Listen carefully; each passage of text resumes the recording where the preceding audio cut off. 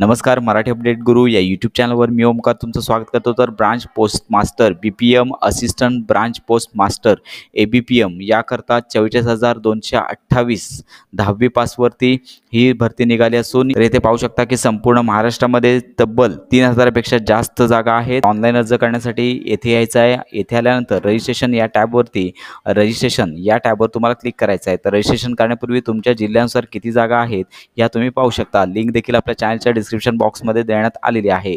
Select division या टॅबवर click करून तुम्हाला तुमचा जिल्हा निवडायचा आहे. जिल्हा निवडून झाल्यानंतर व्ह्यू पोस्ट या टॅबवर तुम्ही क्लिक करू शकता. व्ह्यू पोस्टवरती क्लिक केल्यानंतर प्रत्येक तालुक्यानुसार किती जागा आहेत, कुठल्या कॅटेगरीसाठी जागा आहे ती तुम्हाला संपूर्ण माहिती तुम्हाला मिळून जाईल आणि यानंतरच तुम्हाला अर्ज करायचा आहे. अर्ज करण्यासाठी पेजवरती यायचं आहे आणि येथे रजिस्ट्रेशन या टॅबवर तुम्हाला क्लिक करायचं आहे. रजिस्ट्रेशन करता मुलींना मोफत आहे. SC ST कॅटेगरीसाठी PWD अंतर्गत जो तुम्ही येत असाल तर तुम्हाला मोफत अर्ज आहे आणि इतर जे कॅन्डिडेट आहेत त्यांना 100 रुपये इतका शुल्क आकारला जाणार आहे. तर या पेजवरती सर्वप्रथम यायचं आहे. सर्वप्रथम तुमचा मोबाईल नंबर टाईप करायचा आहे. मोबाईल नंबर टाईप करून झाल्यानंतर व्हॅलिडेट मोबाईल नंबर या टॅबवर क्लिक करायचं आहे. मोबाईलवरती OTP पाठवला जाईल. OTP टाईप करून पुन्हा व्हॅलिडेट करून घ्यायचा आहे. तर यानंतर ईमेल ID देखील व्हेरीफाय करायचा आहे. ईमेल ID टाईप करून व्हॅलिडेट ईमेल या टॅबवर तुम्हाला क्लिक करायचं आहे. ईमेलवरती OTP पाठवला जाईल आणि ईमेल व्हॅलिडेट करून घ्यायचं आहे. आणि यानंतर तुम्हाला तुमचं नाव 10वीच्या बोर्ड सर्टिफिकेटवरती गुणपत्रिकेवरती जसं आहे तसं कॅपिटल लिपीमध्ये टाईप करायचं आहे. वडिलांचं नाव सर्टिफिकेटवर पाहून टाईप करायचं आहे. त्यानंतर डेट ऑफ बर्थ येणाऱ्या पॉपअप विंडोमधून तुमची जन्मतारीख टाईप करायची आहे. पुढे जेंडर या आयकॉनवर क्लिक करून जेंडर निवडायचं आहे. जेंडर निवडून झाल्यानंतर कम्युनिटी म्हणजे तुमची कॅटेगरी कोणती आहे येणाऱ्या पॉपअप विंडोमधून निवडायचं आहे. त्यानंतर तुम्ही 10वीची परीक्षा कोणत्या राज्यातून उत्तीर्ण झालात तो राज्य पॉपअप विंडोमधून निवडायचं आहे. 10वीची परीक्षा कधी उत्तीर्ण झालात पुढे वर्ष येईल त्या वर्षामधून तुम्हाला 10वीची परीक्षा उत्तीर्ण वर्ष निवडायचं आहे. त्यानंतर येथील कॅप्चा टाईप करून सबमिट या टॅबवर तुम्हाला क्लिक करायचं आहे. सबमिट या ऑप्शनवर क्लिक केल्यानंतर पहिली स्टेज कंप्लीट झालेली आहे असं तुम्हाला पाहायला मिळेल आणि संपूर्ण डिटेल तुमच्या मोबाईलवरती आलेली पाहायला मिळेल. ओके या टॅबवर क्लिक करायचं आहे आणि त्यानंतर तुम्हाला खाली इतर डिटेल भरण्यासाठीचं पेज ओपन होईल. तर ते तुम्हाला तुमचा आधार नंबर टाईप करायचा आहे. त्यानंतर तुम्हाला कुठली डिझॅबिलिटी असेल तर इथे येस म्हणा. येस म्हटला तर डिझॅबिलिटीचा प्रकार, दिव्यांगत्वाचे प्रमाण तुम्हाला संपूर्ण माहिती टाईप करावी लागेल. नसेल तर नो या टॅबवर क्लिक करायचं आहे. तर डिझॅबिलिटी नो या टॅबवरती क्लिक केल्यानंतर खाली लँग्वेज स्टडीज तुम्हाला कोणकोणत्या लँग्वेज होत्या येणाऱ्या यादीमधून संपूर्ण ज्या लँग्वेजेस आहेत ते तुम्हाला येथे निवडायचे आहेत. लँग्वेज निवडून झाल्यानंतर खाली तुम्हाला तुमचा फोटो अपलोड करायचा आहे. सही अपलोड करून सबमिट या टॅबवर तुम्हाला क्लिक करायचं आहे. फोटो आणि सहीची साईज देखील येथे देण्यात आली आहे. फोटो जो आहे तो 50 KB पर्यंत असला पाहिजे.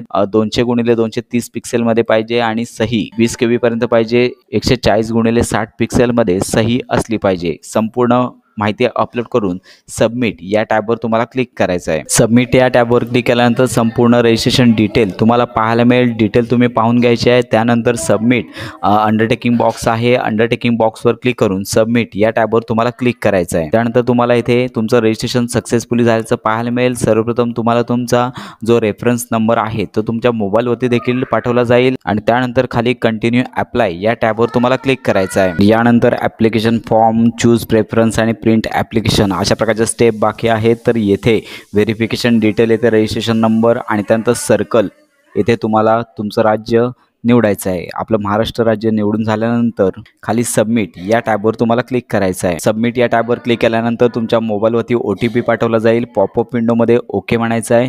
OTP टाईप करायचा आहे. कॅप्चा टाईप करून नेक्स्ट या टॅबवर तुम्हाला क्लिक करायचं आहे. तुम्हाला तुमचा फॉर्म डिटेलमध्ये भरण्यासाठीचं पेज ओपन होईल. संपूर्ण डिटेल तुम्हाला वर पाहायला मिळेल. त्यानंतर ॲड्रेसमध्ये तुम्हाला तुमचा ॲड्रेस टाईप करायचा आहे. यामध्ये हाऊस नंबर, स्ट्रीट, विलेज, त्यानंतर पंचायत म्हणजे डिस्ट्रिक्ट आणि पिनकोड न चुकता टाईप करायचा आहे. दोन्ही ॲड्रेस जर एकच असेल तर इथल्या बॉक्सवरती सेम ॲज कम्युनिकेशन ॲड्रेस या टॅबवर तुम्हाला क्लिक करायचं आहे. खाली क्वालिफिकेशन डिटेल यामध्ये तुम्हाला 10वीचं वर्ष पाहायला मिळेल. तर येथे इयर ऑफ पासिंग देखील आल्याचं पाहायला मिळेल. सिलेक्ट बोर्ड या टॅबवर क्लिक करून तुम्हाला तुमचं 10वीचं बोर्ड जे कुठलं आहे, महाराष्ट्र स्टेट बोर्ड असेल पैकी एक ऑप्शन तुम्हाला निवडायचं आहे. खाली सिलेक्ट रिझल्ट टाईप या टॅबवर क्लिक करून तुम्हाला मार्क्स अशा प्रकारचा टॅब तुम्हाला आल्याचं पाहायला मिळेल. मार्क्स निवडून झाल्यानंतर तुम्हाला मार्क्स टाकण्यासाठीचं पेज ओपन होईल। तर यानंतर सर्वप्रथम विज्ञानाचे गुण तुम्हाला टाकायचे आहेत। त्यानंतर सेकंड लँग्वेज तुमची कोणती होती ती तुम्हाला येणाऱ्या ऑप्शनमधून निवडायची आहे। सेकंड लँग्वेज हिंदी असेल तर हिंदी निवडा किंवा इतर असेल तर ऑप्शनमधून तुम्हाला पुढे गुण टाकायचे आहेत। गणिताचे मार्क्स तुम्हाला टाकायचे आहेत। त्यानंतर पाहू शकता की फर्स्ट लँग्वेज तुमची कुठली होती, मराठी असेल तर ती निवडायची आहे। त्यानंतर पुढे थर्ड लँग्वेज जी तुमची होती ती तुम्हाला पुढच्या ऑप्शनमधून निवडायची आहे। आणि त्यानंतर समाजशास्त्र यामध्ये किती गुण मिळाले आहेत ते 100 पैकी तुम्हाला पुढे टाकायचे आहेत।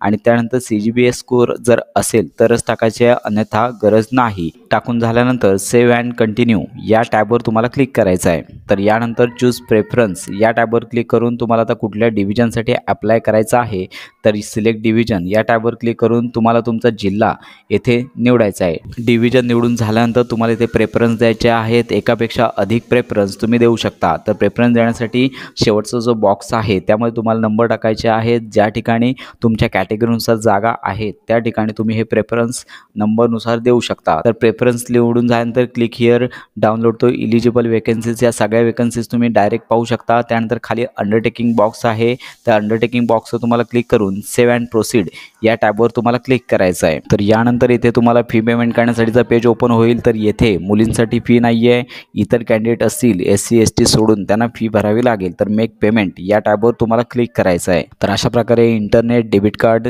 क्रेडिट कार्ड याच्या माध्यमातून QR कोडच्या माध्यमातून तुम्ही पेमेंट करू शकता। पेमेंट करून तो घ्यायचा आहे। पेमेंट करून झाल्यानंतर तुम्हाला तुमचं जे ॲप्लिकेशन फॉर्म आहे त्याची प्रिंट सेव्ह करून ठेवायचा आहे। तर अशा प्रकारे सहज तुम्हाला करता येईल। तर ही महत्त्वाची माहिती इतरांपर्यंत नक्की शेअर करा।